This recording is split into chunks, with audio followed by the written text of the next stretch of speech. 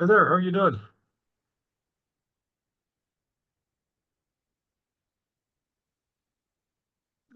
Um,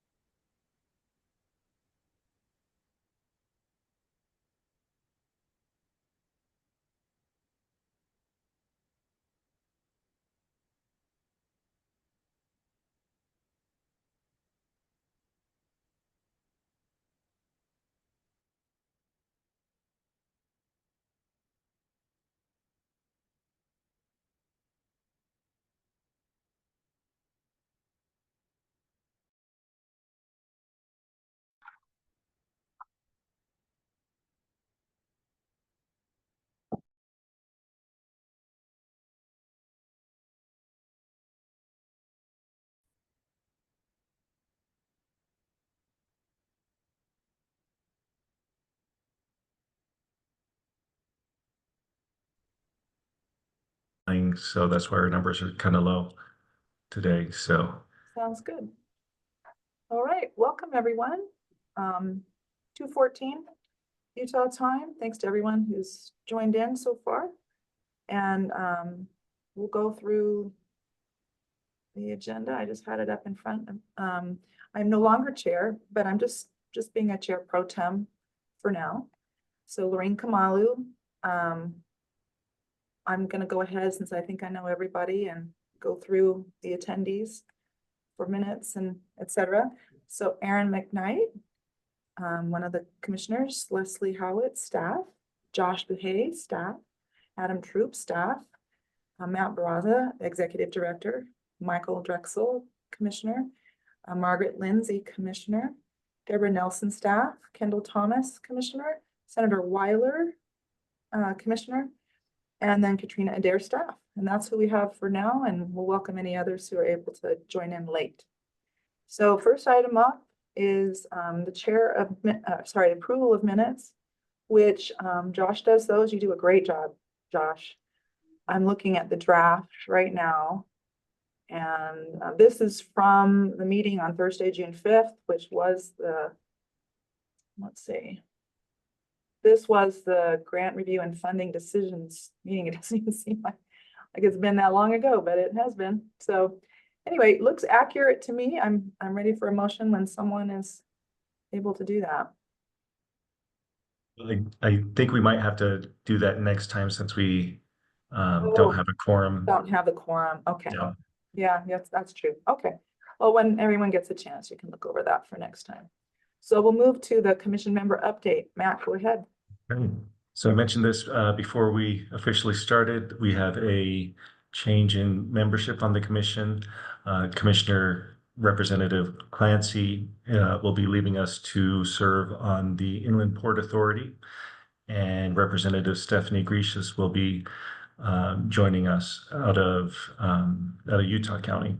So she is traveling at a conference today and wasn't able to join us, but between now and our next meeting, I'll be meeting with her and helping her learn more about what we do and answer any questions that she has. Sounds good.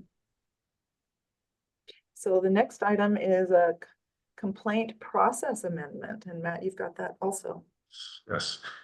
So this has come up fairly recently. It seems like there's been a bit of a flurry of uh, individuals reaching out through our website or to me directly um, to file complaints against their public defenders. And we do have an administrative rule that was created back in 2020, I believe.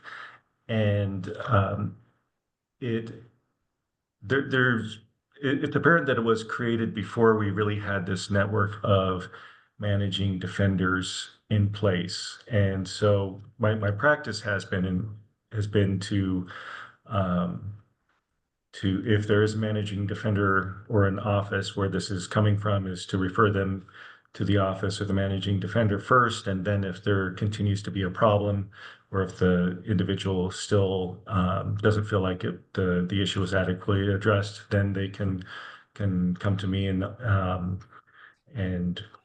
continue that conversation.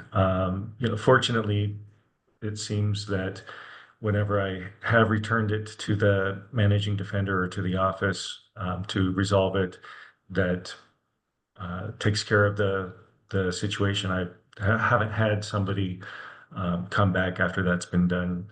A lot of times it ends up being reassigned to conflict counsel or some other solution to the problem. But in looking at the administrative rule recently, I noticed that there was no mechanism in there um, officially to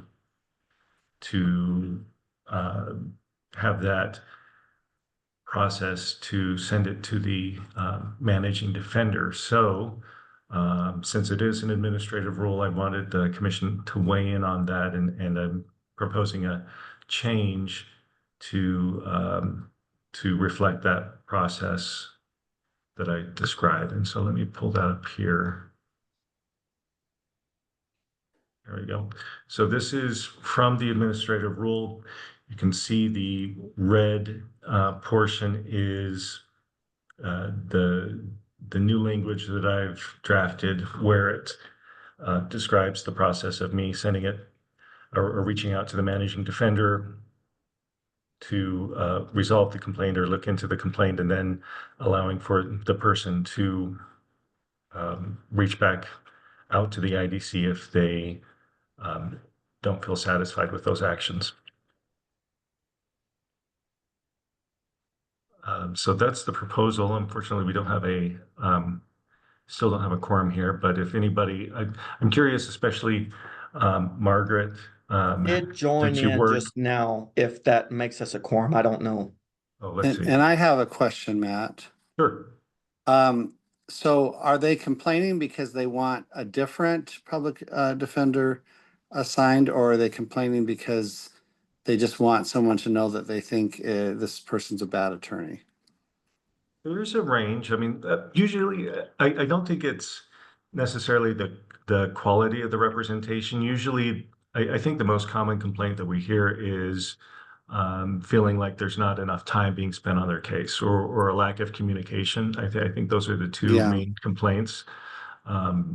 Maybe the person's incarcerated and feels that they haven't been visited enough there in the jail to really know what's going on with their case. Well, and the lack of communication is something that I know the Utah Bar takes seriously. Of course, the person being incarcerated is an exceptional circumstance, and I have an incarcerated client right now, so I know how difficult that can be. But I'm just wondering, my overarching question is, why aren't we referring these to the bar, or telling people if they have that kind of complaint, they can contact the bar? I think the first step, and maybe that is the ultimate, like, final conclusion, right? If they've been referred to the managing defender or to the office for resolution, and they're still not satisfied, or if the managing defender's intervention doesn't resolve the concern, or if the behavior continues on the part of the attorney, that might be a good final step to take. That, I've had the misfortune of having a client file a bar complaint, and that can certainly be very stressful for the attorney who's the subject of that. Fortunately, I've only had the one, but I wonder too if there's some kind of, intermediate sanctions, because that sometimes feels like that is a very if there's any chance of trying to make the relationship better, or continue to have that attorney represent that person, the filing of a bar complaint, I think raises the situation to the level of a conflict of interest, and you're going to have that reassigned. Yeah, well, I've had a bar complaint or two filed. They're unpleasant. I think most attorneys have endured that experience at least once, at least if they've been practicing for any lengthy period of time. But we also, and I don't love this, but we also, as members of the bar, we have the duty to narc on our neighbors, and so there is that as well. So I just wanted to voice that concern. I hope we're not just saying, well, we're just gonna, sweep anything under the rug because it's inconvenient. But at the same time, I don't know that we want to encourage and induce a lot of bar complaints if there's not a legitimate reason. Thank you, and welcome to Paul Dodd, one of the commissioners. Thanks, Paul. I see your hand up, Michael Drexel. Thanks, everyone. I share Senator Weiler's concern. There's probably a subset of complaints that might warrant either a direct referral or at least advising the person that they could elect to, there's this avenue with the bar if they wanted to. There's probably also a subset of complaints where it doesn't rise to that level, and it's really just about rectifying some interpersonal issues that, would never need bar time. So maybe there could be something in here that just recognizes that within that range, there may be a time and a place where that type of connecting the complainant to the bar or even forwarding the complaint straight through ourselves directly might be appropriate. The other thing I wondered about on this, Matt, is if the managing defender is the subject of the complaint, we might want some language in here just recognizing an alternative process. Right. No, that's an excellent point. And the way that the rule was written, it's very much focused on complaining about a system rather than an individual provider. So, and I don't know, I wasn't part of the drafting process originally, so I'm sure that there was some reason for that. But I think now here we are 5 years later, we're a more established agency where I think handling individual complaints rather than system complaints, I think that's something that we are well equipped to deal with. I think there's also some value, at least internally, having some kind of mechanism to be able to have these collected, right? So if we're saying a repeat complaint about an attorney in particular over and over, and maybe that person might have a contract here and then move over and have a contract there, that could be something where if we're seeing a continued pattern of behavior that's not improving despite it being brought to their attention, then that's maybe that's a factor that we can take into account with Senator Weiler's point about eventually going to the bar with the issue. Or maybe if we don't want to go that route too, there could be having some information that would be helpful in knowing whether somebody should be able to continue with a contract, or letting the county know that a particular individual has had several complaints if they're considering hiring that person for a contract position. Helpful, very helpful discussion. Any others want to comment on that change? I did want to put Commissioner Lindsay on the spot. She's the only one here who works in an office and is a manager in an office. And if she has any thoughts or concerns as far as or issues to raise with complaints that might be coming out of an office where there's already a management structure in place and a procedure in place, and what role the IDC from her point of view should have in fielding those kinds of complaints. Yeah, great question, Margaret. Go ahead. First of all, I'm going to apologize for the sunglasses. I had my eyes dilated, an eye appointment at noon, and so I can't read the screen. But how I handle things is oftentimes, I mean, I think there's certain gatekeepers, right? There's certain places where information flows initially. One of those apparent, obviously is through the IDC website, as we've been talking about. Another one for me is my chief legal assistant is a one who fields a lot of those calls initially. And she's really good at listening, getting a handle on things, letting the client know that, we will get back to her to that client as soon as possible. She'll bring it to my attention. I'll often, find out from her, have you heard from this client before? Have you talked to, the attorneys before about, what's going on? And I'll try and get kind of a feeling for it before myself trying to reach out to the client, and also reaching out to my attorney and saying, hey, these concerns are being raised with your client. I would like you to address them with your client, and I would be happy to participate in that meeting. And as we, trying to, whether it's concerns in communication, whether it's, obviously juvenile attorneys especially they're in court a lot. And so if it's a communication issue, sometimes that's a suggestion of, look, why don't you set aside a time weekly, at the same time to talk with your client, to update. And sometimes it's just a question of really just listening to them, letting them kind of express their feelings about, and and generally it's child welfare cases on my side of the street, and address their feelings about whatever it is about the court process, and then so they can feel heard. I mean, that's a lot of the thing, is getting them so that they feel heard. And usually when they feel heard, then the rest of it comes together. They may not always be happy with the results, but if they felt like they've been heard and that someone understands and is there advocating for them, then that usually solves most of the problems.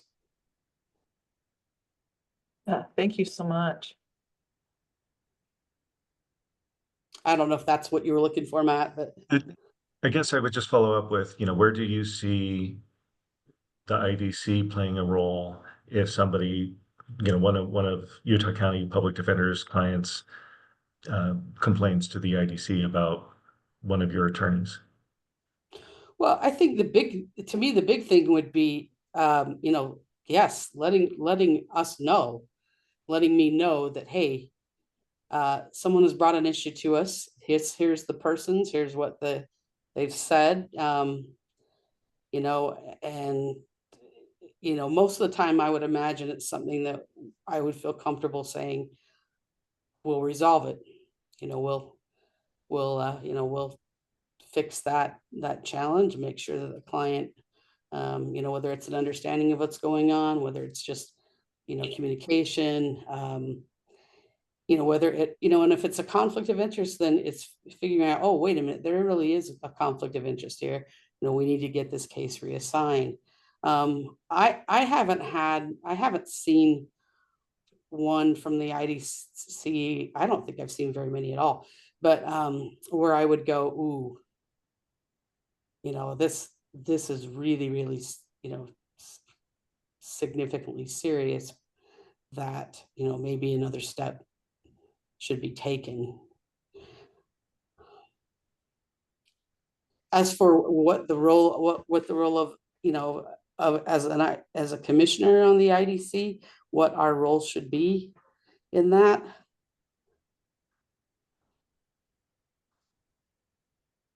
I think that's a, other than, being the, kind of the, receiving information and, making sure that it's addressed. I don't know what advisory capacity we truly have or should have with individual clients. I mean, I suppose you could, there could be a general response of, suggestions for them, you know, and one of those I suppose could include, you know, contacting the bar. But I think, you know, the better thing generally is to try and address the issue on more of the, you know, within the system.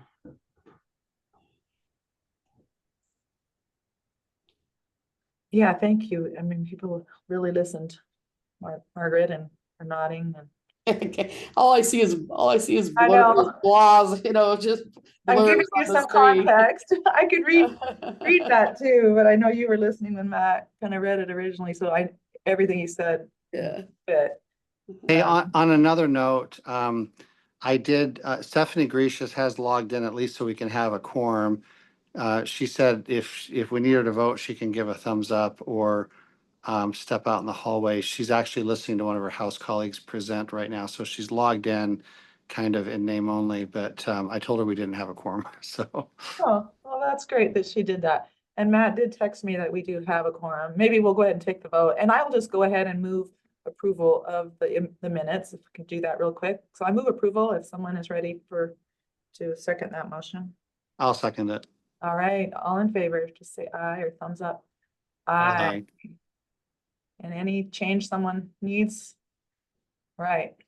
Good, those are approved. And welcome to Stephanie. Really glad. I'm excited to meet her. So yeah, Matt, is there any other feedback? I mean, the only thing I think of is that two of us aren't even attorneys, you know, who are commissioners in this group. And so it seems to me, I really like every single comment, and perhaps if there is a role for IDC, then it's, you know, maybe you, Matt, get to weigh in, you know, and share some counsel. I don't know. No, and I think there are a lot of great points raised, and so I'm going to take those and incorporate those into the document that I'm working on. And yeah, I may reach out to a couple of commissioners who weren't able to make it today too, just to get some more feedback, and then I'll present it at our a more final proposal at our next commission meeting. That sounds really good. Yeah, those were really good comments from everyone. Commissioner Okay. Kellogg, I will say this, I mean, sometimes there is just a clash of personalities. And, you know, sometimes changes need to be made simply because of just a clash of personalities and an inability to, you know, to truly communicate. And in that case, I would always try to, you know, err in the favor of the client's, you know, needs and work within the system to try and get a better fit. It doesn't happen often, but every once in a while it does. And when it happens, I, you know, feel like it's important to address it. Yeah, I think that's really wise. And the other thing really wise that you said, in my opinion, was, you know, trying hard to help the system be successful working out their issues. And reassigning seems like a very easy option sometimes when that can be done. Yeah. I know, yeah, I only know enough to know that some things are so serious that the bar gets involved, but you all are gonna have to figure that out. Yeah. Anyway, okay, well, if we don't have any more feedback, I think that's great, Matt, for you to reach out with any others that you want some feedback from. Okay, we'll move to number 5, which is also important, and this is the strategic plan, and Matt will remind us, for those who weren't with us, when we did a really thorough, fantastic strategic plan, and then whatever else you want to say about that, Matt. I'm glad we're bringing it up again. Yeah. So for those who weren't part of that process, which I think there are quite a few on here, actually, so I'll just give some background. In 2022, we started on a project on creating a strategic plan for the IDC. We hired a couple of consultants from the Center for Court Innovation to facilitate that, and they conducted one-on-one interviews with IDC staff, with commissioners, and with other stakeholders to try and identify what the priorities we needed to focus on were, and to have a good, solid background on some of the issues that Utah is dealing with when it comes to defense. After conducting those interviews and pouring through all that information, we had an all-day in-person planning session that was hosted at Salt Lake Legal Defenders, where they facilitated a discussion, and we agreed on a framework for the strategic plan, which was later adopted in the beginning of 2023. So we are about 2.5 years into the plan. The plan was designed to be kind of a midterm project to be anywhere between 3 and 5 years to work on it. So it is ripe for review here. So I'm going to go through some of the goals that were identified and update everybody on where we're at with that. So here's a list of the goals that I'll discuss. This isn't comprehensive. There are a couple of goals on there that are more ongoing, such as continuing to provide CLE to the public defenders throughout the state, and advocating for public defense throughout the state. So those are more ongoing that aren't as measurable, but these are the ones that I thought were most relevant for today's discussion. So the first is regarding managing defenders. So part of the strategic plan, one of the goals was to work towards having managing defenders being full-time managers, or having a reduced caseload with a preference for no caseload, so that they could really dig into that management piece and be able to supervise and mentor the attorneys that they were supervising. Before the plan was put in place, these are the counties that already had a full-time management. Those were the offices, of course. So you have Salt Lake County Legal Defenders and Utah Juvenile Defense Attorneys, Utah County Public Defender's Office, Weber County Public Defenders. And then Davis County has a full-time manager with a reduced caseload or no caseload. And then Jewett-Millard San Pete has a managing defender who doesn't have a caseload. Since the plan was created and that goal was identified, we've made some progress there. In Cache and Box Elder, that regional project, Mike McGinnis has a reduced caseload. Carbon County, that managing defender, is we've worked to enable him to have a reduced caseload. And then Grand County, the defender there has a reduced caseload as well. However, there's a pretty sizable portion of the state where the managing defenders still carry a caseload. That would be specifically, we're talking about Tooele, Summit County, and then the 5th and 6th district in particular, the 6th district, Sevier, San Pete, and Wayne County.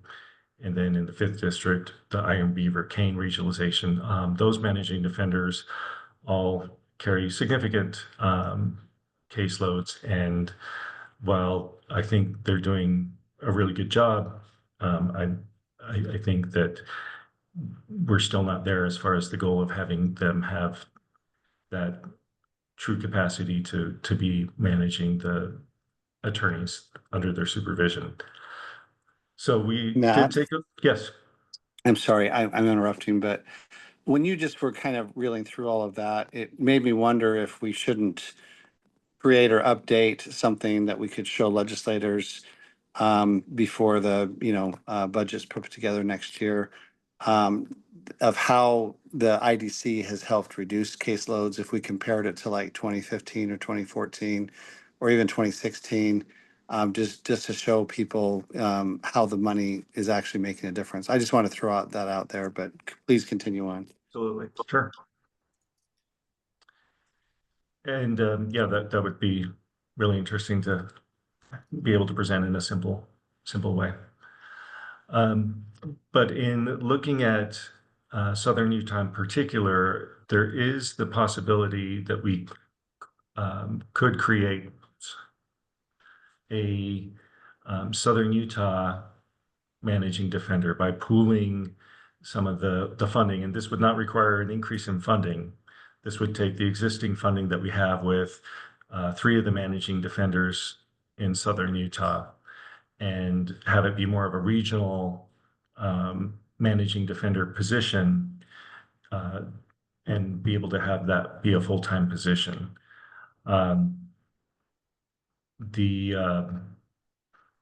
It's a large area.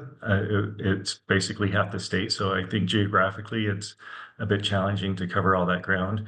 But the amount of attorneys actually being supervised, it would be the equivalent of supervising 11 full-time employees. Those are broken up into part-time contracts, but the amount of work being done in the area that we have identified, we think it would be feasible for one person to supervise that full-time. What counties would be part of that, Matt? Oh, a lot. Oh. There'd be Iron Beaver, Kane, San Pete, Sevier, Wayne, and Grand County. It's not Washington County, are they? Not Washington. Washington, I think there's enough of a caseload there. There still needs to be a designated managing defender to that is focused on Washington County itself. Okay. So that would cover some 5th, 6th, and 7th district counties. Yeah. I Yeah. recall. Yeah. Just for comparison's sake, I have just in our 4th district system, I have 17, basically 11 employee attorneys that I supervise, and I have about 15 or 16 contract attorneys that I supervise in between the 4 counties on the juvenile side. It works. So You're here, you're standing. yeah, no, It's busy, yeah. Yeah. I've been fortunate. I have, I've got a good system. Mm-hmm. No, but yeah, it's doable. But I do understand too that, I would assume, Matt, we'd be talking not only about the criminal cases, but juvenile as well. Probably it wouldn't be any appeals because all those counties fall under the 3rd through 6th class. So I think that, getting somebody with the right amount of knowledge of all 3 areas would be important.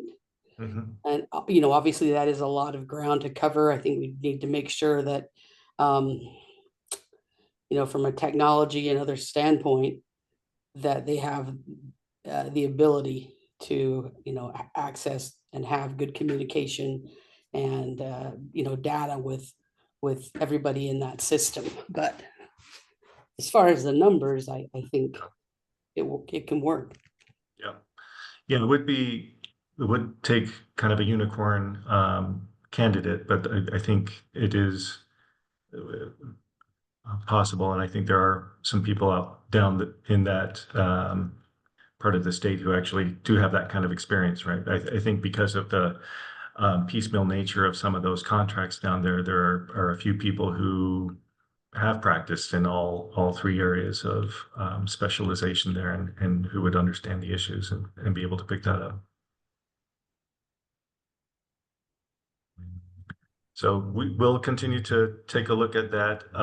There would be some collaboration that we would need to do with the counties because this grant funding is currently to the counties, right? And so we would have to talk to them and get them all on board with this plan and reassure them that if we do this, that the managing defender would be that there would be a gap in services in that management for their county, and in fact, it would likely be be improved. That's great. Yep. Hey, Matt, one thing I think I commented in the comments, but Wasatch has been added since the plan as well. Oh yeah, Wasatch. I'll need to change that because that was Samby was swapped out. Good catch. Yep. Okay. The next item was the grant renewal piece of the strategic plan. One of the big hurdles that we had to get through when we started our grant program was that being new and new funding, many counties were reluctant to participate because they were apprehensive that they would get a grant one year and then the next year that grant would be taken away and moved elsewhere, and the county would be left with the responsibility of trying to keep that that grant-funded position in place. And so over the years, as we've continued to be funding these positions, counties have become more comfortable. We actually, get more requests than we can fulfill at this point, and that has been the case for a few years now. But because that was such a concern for the county commissioners who were and the counties who were receiving these grants, we did incorporate that into our strategic plan and made that pretty explicit that renewals of grant funding would be the norm unless there was a monitoring issue. And so one of the tasks, one of the measurements of this item was that the IDC would develop a procedure for grant monitoring, a robust procedure that that we would use and deploy so that we would know that those grants were being used appropriately, and a process for addressing when they weren't, for monitoring issues. And so we have developed that process.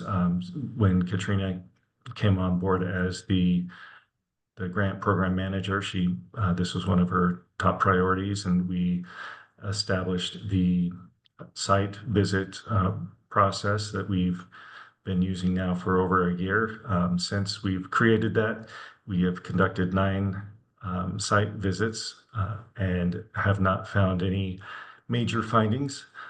These site visits include doing financial reviews, reviewing caseloads, and also just having that interaction, in-person interaction with the county commissioners and the people providing those services there in that county. And so they've been incredibly helpful and productive. And we plan on doing several more this fall. And so that is one I think that we can count as a success. That is something that we have completed since this was created. And you may recall we did do a more in-depth report on this program last year, I believe it was. Yeah, that's great. The next grant-related goal from the strategic plan was to create the innovation grant track. And so that was to create a funding stream outside of the regular grant process to foster innovation and creativity amongst the grant applicants. And so we, back in 2023, developed that process, and we were able to use non-lapsing funds, short-term non-lapsing funds to fund those ideas. We had several really interesting and creative grants that we approved during that time, one of which was the non-judicial adjustment attorney position that was requested through Utah Juvenile Defense Attorneys, Pam's firm. And that was so successful that we were able to use that pilot project to get SB 157 passed and make that a permanent position statewide. So we do have that mechanism in place. We have that muscle memory. Unfortunately, last year we weren't able to provide that innovation grant opportunity due to funding restraints, but we do have that process in place, and so hopefully going forward we'll be able to do that again.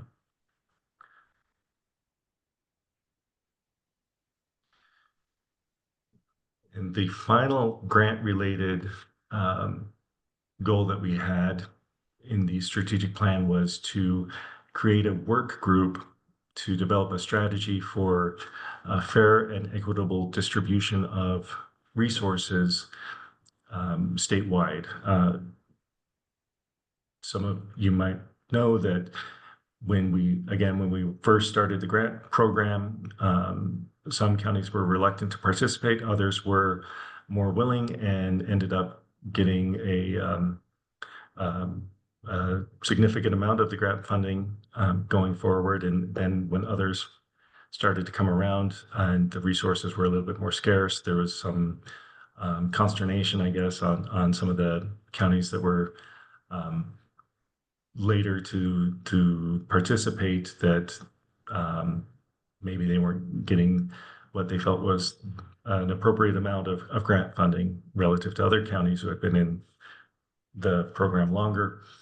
And so the recommendation was to form a work group to study that issue and to come up with a framework or some goals as to what would be an appropriate amount from one county to the next. We have not convened this work group, so this is definitely going to be a high priority going forward so that we can work on this item in particular. It is something that comes up regularly amongst some of the counties as we go through the grant process, as far as, you know, saying, well, why don't we get as much as the other county? I think that this would be a forward-looking project, right? Like going forward, what are the benchmarks or the goals that we think would be appropriate for county funding in a way that's going to be fair and equitable going forward. And so I will be reaching out in the next while to look for some volunteers. I'm particularly interested in our county commissioner members of the IDC, because I think that, you know, this is very much a concern amongst counties, and so I definitely want to have the two of you part of that working group. And I'll just say, Kendall's super helpful and involved as a county commissioner in UAC and with colleagues around. And sometimes I've seen even a little bit of the opposite problem, where maybe newer counties joining in feel like they're not getting what some of the ones did who started working with grants earlier. But also there are some who, you know, had huge contributions for their efforts because it was needed and because we were able to give it. And other counties had been making investments from their own fund balances for years and years and years and years, right? So it is a hard thing because you want to bring everybody up, which is the equity piece. And yet, you know, not everyone is getting an equitable amount of money for I guess what the full cost is to the jurisdiction. Anyway, Right, and that's an excellent point, and that's the kind of nuance that I think we'll need to have in this conversation with this working group, because that is definitely something that needs to be taken into account, right? I mean, how much money, how much resources is the system putting into indigent defense, and what is that right amount Yeah, with county versus state funding, and also the capacity, right? Some of those smaller counties just simply don't have the revenue to fund things where they need to be. So those are all important things that uh, we'll be able to hash out in this working group. yeah, very true. Hey, Matt, one question to follow up on that is when do you look like, when would you need some participation, some names to be on that committee? What, if you got a timeline of ideas and when you'd like to start moving forward? I would like in the next couple weeks to form the committee. Probably within the next 2 weeks, I'll be soliciting volunteers for that, and then have our first meeting probably within a month after we have that work group assembled. You know, our controller here in Davis County, the elected controller Curtis Koch, just had his last day on July 15th, and a new controller was elected with a special convention on Tuesday night.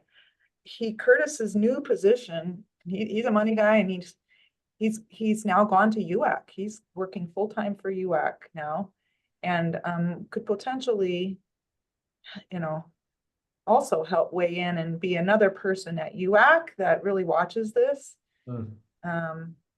You know, when he's coming in new full-time for UAC, he'll be busy, but it's not like he's going to be overwhelmed right off the bat. So I would, you know, maybe see if we can get him and tie him in, and he can also help with looking at all the different counties and, you know. That's a great suggestion. Yeah, he's very good. I second that. He is very good. The next goal to look at is quality representation.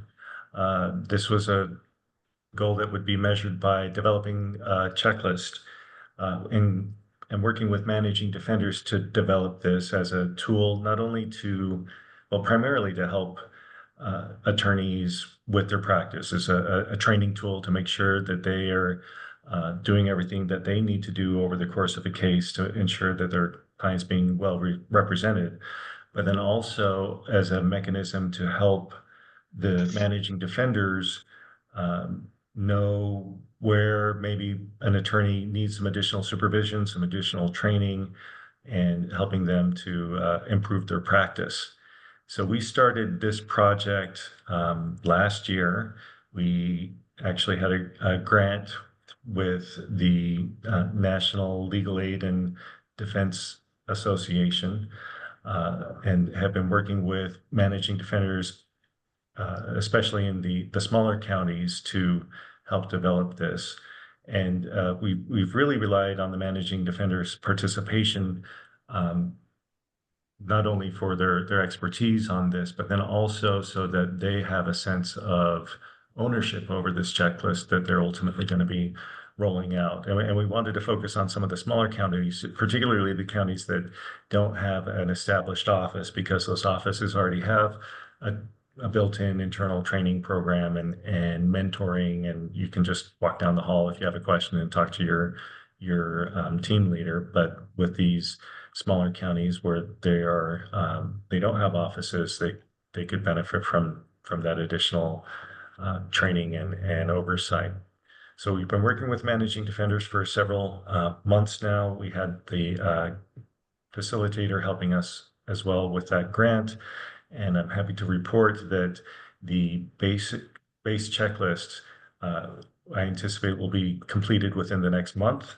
It's kind of taken on a life of its own because the managing defenders are so invested in this, and that they are working on sub checklists. So we have a main checklist that goes through the course of a case, but then they're developing these sub checklists for, say, getting ready for a trial. Here are the things you need to do for trial prep, or all right, you have some competency concerns. Here's this sub checklist that you go through to look into someone's mental health issues, or getting ready for a sentencing hearing. This is all the information that you need to collect in order to put on the best sentencing that you can for your client.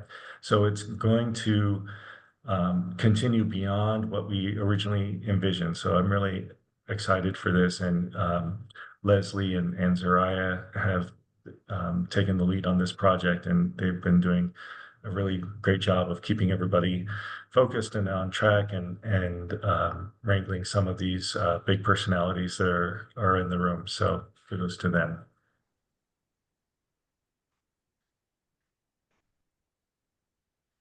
And finally, and I put the first goal last here because the way that this goal is measured is by looking at how we're doing on all the other goals. One of the big overriding question of this strategic plan was, where do we want to be as an agency in relationship to the local governments when it comes to indigent defense? When Gideon, the court case from the U.S. Supreme Court, came down that said a person was entitled to a public defender, it was left up to the states to figure out how to do it. And Utah opted for the local control of that. So that responsibility was completely delegated to local governments to provide for that. And it wasn't until the IDC was created in 2016 that the state had any involvement, any financial involvement, any supervisory involvement. And so we're in a lot of ways playing catch up compared to other states as far as that state local balance. And when we met and talked about this with the strategic plan, that now circle was where we felt we were in that balance of responsibility between state and local. And we decided that where we wanted to work towards over the next 5 years would be where this lighter circle was. And again, how we measure that is by where we are on the strategic plan on those sub goals and how we're moving forward. I think we've definitely made some strides towards where we want to be, but there are certainly things that we need to continue to do. Just to summarize it, those are the things that we've been able to accomplish on the strategic plan, but there are some items that we will be focusing on going forward.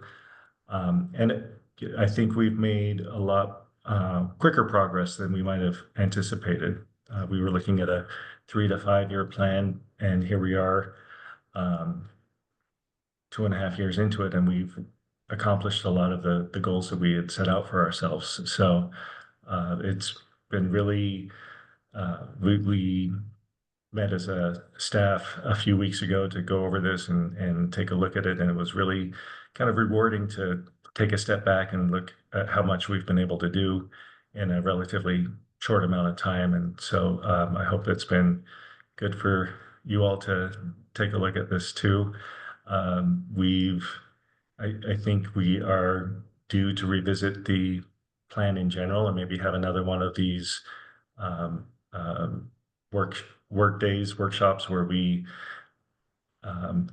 think about where we want to go next and revisit the plan and update it and think about the next 3 to 5 years. So if y'all are on board with that, we can start looking at dates in the fall or maybe before the holidays hit, so we can refresh the plan and look forward to the next 3 to 5 years.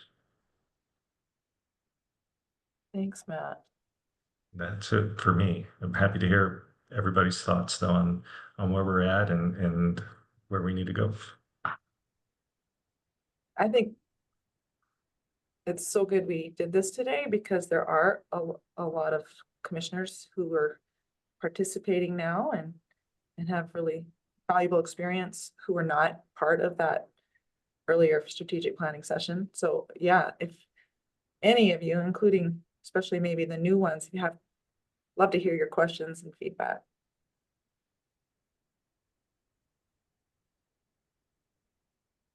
Hey, Matt, just one question about the grant distribution group that you talked about putting together from Tooele County and other counties. Who would you look forward, who would you recommend, or what kind of people are you looking for to be on that committee? Well, I'm looking at Commissioner Thomas, I think would be a good choice to have on there. Your guy. Councilman Thomas, Councilman and Commissioner Thomas. No, I would love if you yourself would be part of that work group. Okay, and I'm willing to do it, but I was thinking someone from our attorneys group, would that be like Scott Broadhead's our county attorney? Is he one we'd like to ask to be on that committee too? Or, I mean, I'm happy to do it, but I'm not an attorney. I don't have that background. Yeah, and I don't think it's important to actually be an attorney. I mean, we're more looking at actually more from the county decision maker point of view as far as, you know, what's important when you're looking at your budget and also our grants. You know, you're a grant recipient there in Twila County. Are the grants where you think they need to be or relative to other counties, or do you think that going forward in the future as new grant funding becomes available, do things need to change? Thanks.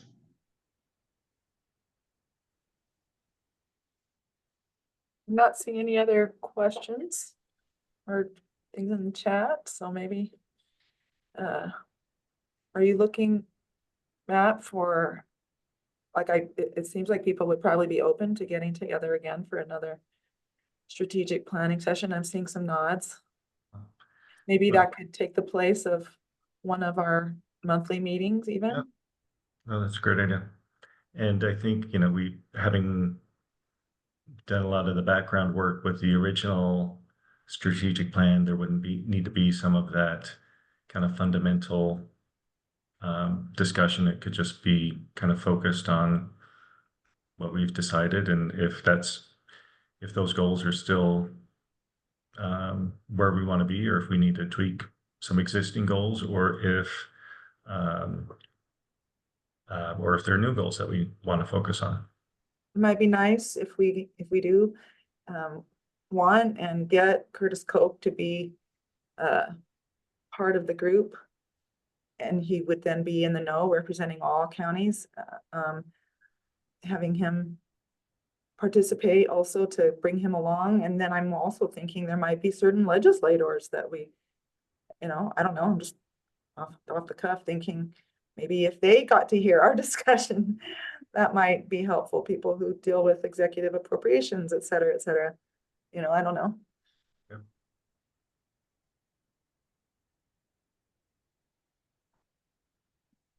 We can always invite them.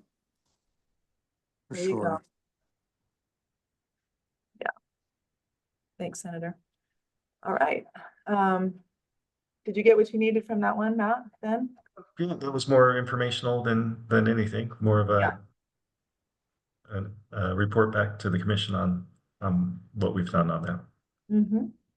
Yeah, it's actually really nice to see there's been, I think that was a very, at the time we did it, I thought it was a very successful session, strategic planning, and now to look at it only 2.5 years later and to see that especially your team, you know, you and your team have actively worked on those things is a very commendable. It was very helpful for us to have that as staff, as to something to keep us focused on what we need to do. Yeah, those strategic planning and 5-year plans are only as good as working on them and reviewing them. So yeah, good thought to have that happen today. All right, well, it looks like we're to the last item then, which is public comment, and I don't know that we have anyone outside of our regular staff and commissioners here. I guess if there's anyone who wants to speak as a public member, you do so. And if not, any other business that anyone has? Okay, well, we did pretty well, under an hour really from the time that we started, and thanks everyone who joined in. Thanks to Stephanie, if she's actually hearing us. Thank you so much. And I think our next meeting is supposed to be next month, right, Matt? It'd be, let me pull that up. I believe it's August 21st. Okay. That's the kind of that regular patterned time, right? Yeah, yep, that's right. Yeah, the third Thursday of the month. That looks right. All right, well, with that, hey, thanks everyone so much for all your participation and your efforts for this important group. And have a great rest of July. Happy Pioneer Day. See ya. Thanks, everyone. You have a good day. Thank you.